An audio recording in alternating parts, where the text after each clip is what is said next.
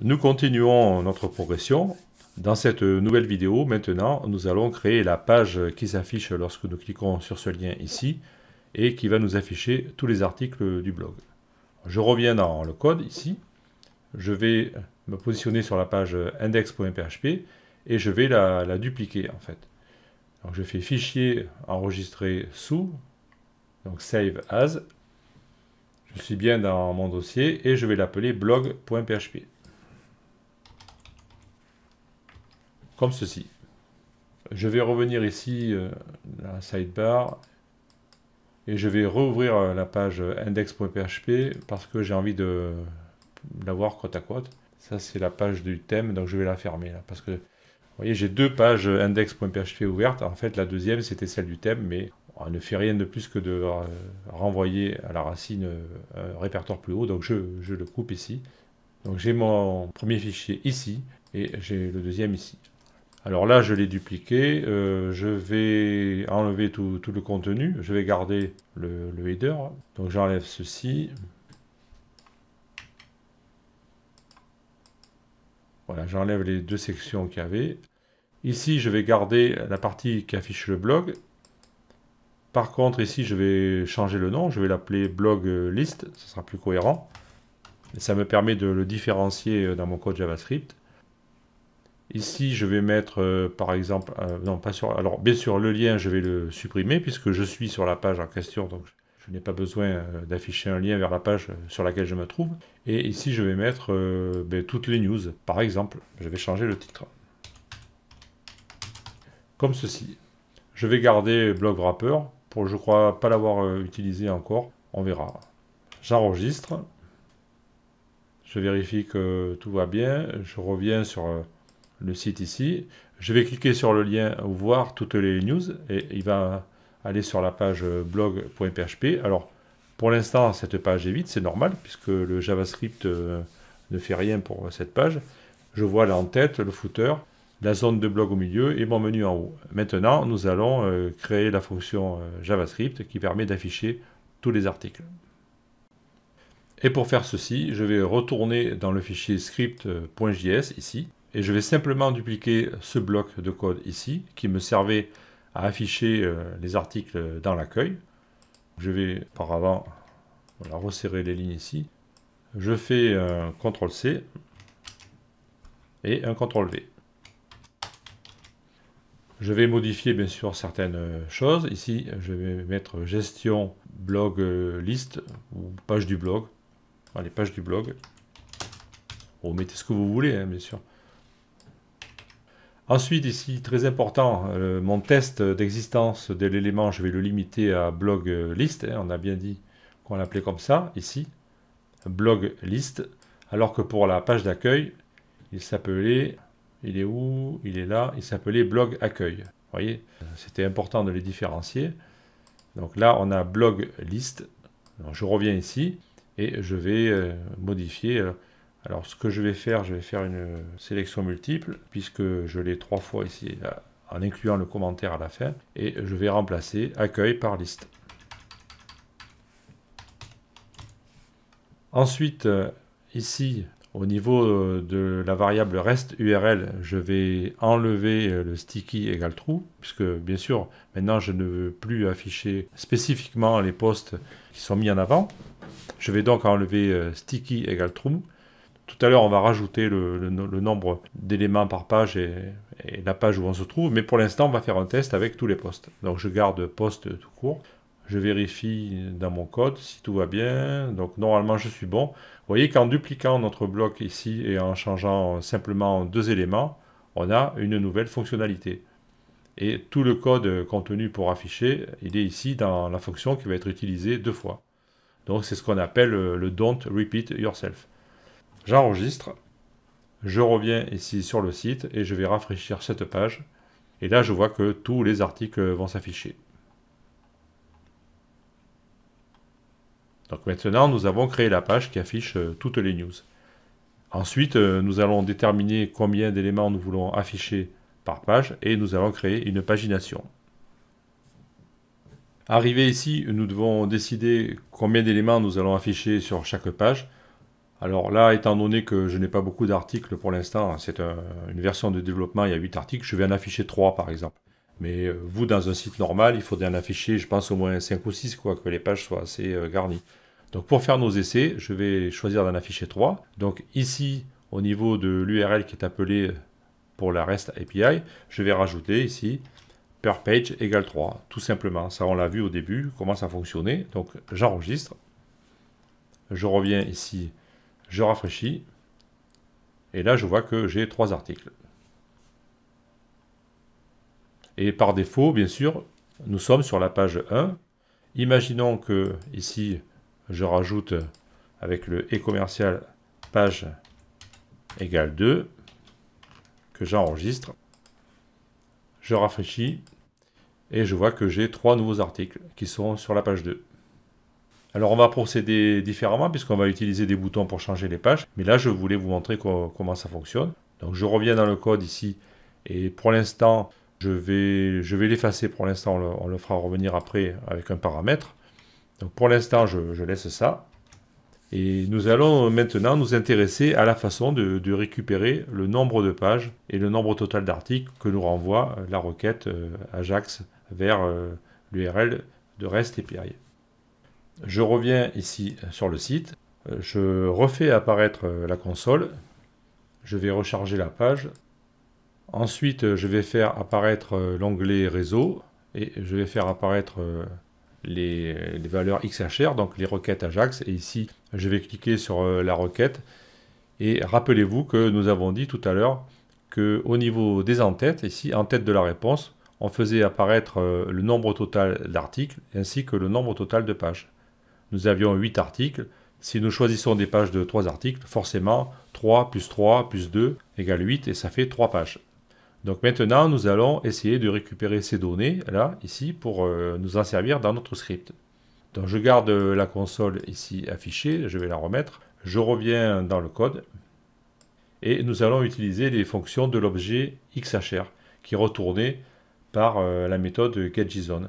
Alors pour faire ça, nous allons devoir mettre tout cet appel de la fonction getJSON dans une variable, afin de pouvoir appliquer des méthodes dessus.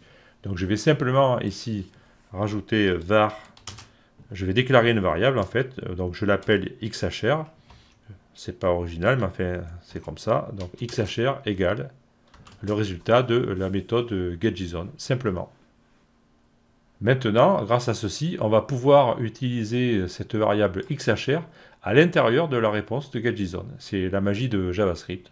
Donc je me positionne ici à l'intérieur de la fonction getJSON, enfin de la méthode plutôt, c'est comme ça qu'on doit l'appeler. Et ici, je vais coller cette commande console log de XHR. Donc XHR, c'est l'objet qu'on vient de créer, auquel j'applique la méthode getAllResponseHeaders. Et on va voir qu'il va nous retourner tous les headers dans la console. Donc j'enregistre, je reviens ici, je rafraîchis, et je vois tous les headers de la requête Ajax qui sont ici. Je retrouve mon nombre total de pages, il est ici, 3, et je retrouve aussi le nombre total d'articles retournés, qui est égal à 8. Voilà, si j'arrive à le surligner correctement. Ah, bon, enfin vous l'avez vu, on est d'accord. Donc maintenant, je vais pouvoir utiliser des fonctions spécifiques pour les récupérer. Je reviens dans le code, et je vais coller deux valeurs que j'ai préparées, ici, comme ceci. Donc je déclare la variable total nbpost et je vais dire que c'est le résultat de la méthode. Alors ce coup-ci, c'est la méthode getResponseHeader au singulier et sans le all puisqu'on n'en veut qu'un et on lui donne son nom, tout simplement. Et je vais aussi déclarer une autre variable qui s'appelle nombre page et je vais appliquer à l'objet XHR la méthode getResponseHeader en lui passant xwp total pages.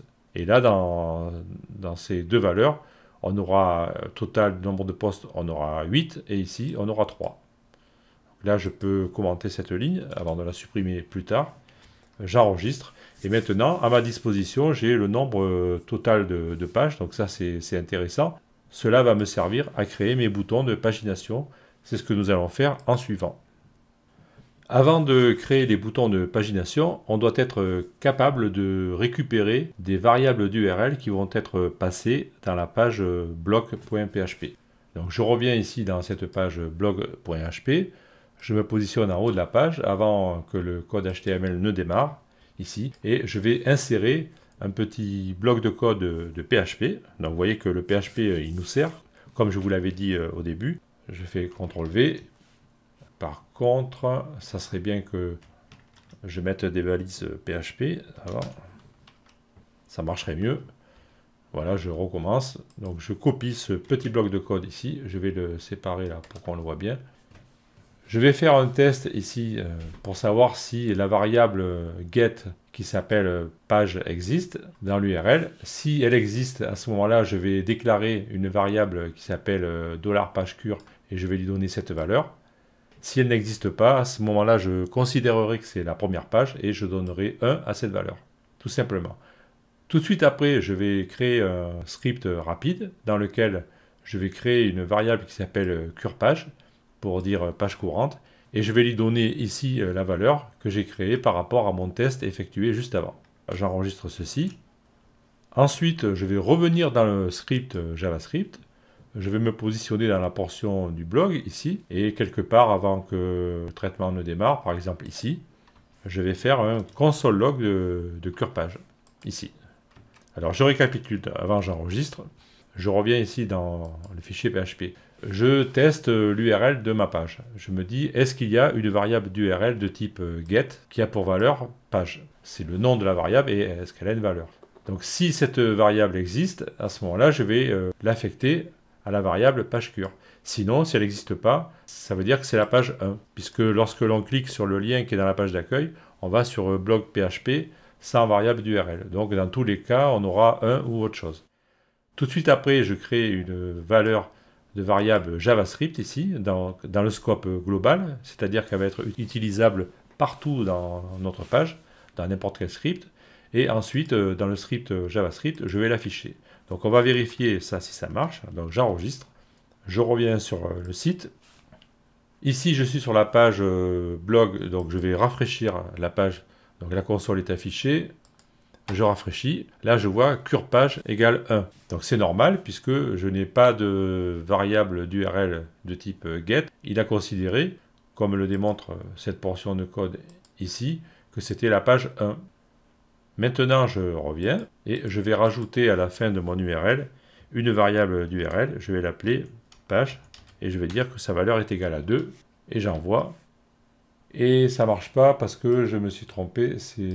J'ai mal tapé le point d'interrogation. Voilà. Voilà. Maintenant, il me dit curepage égale 2. Si je tape un 3,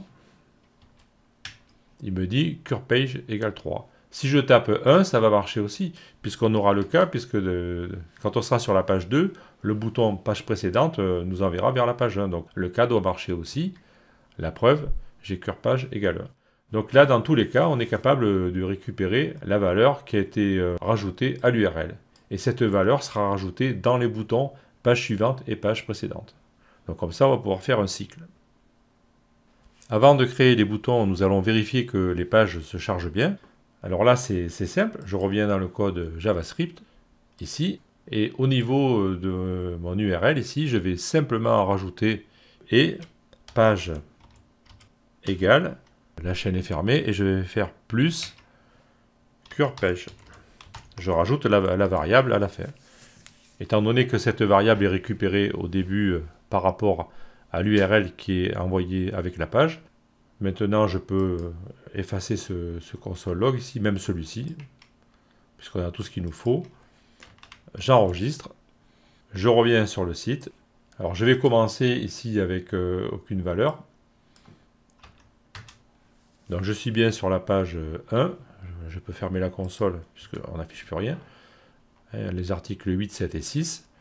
Maintenant si je rajoute point d'interrogation page égale 2, à ce moment-là on va voir la suite, les articles 5, 4, 3.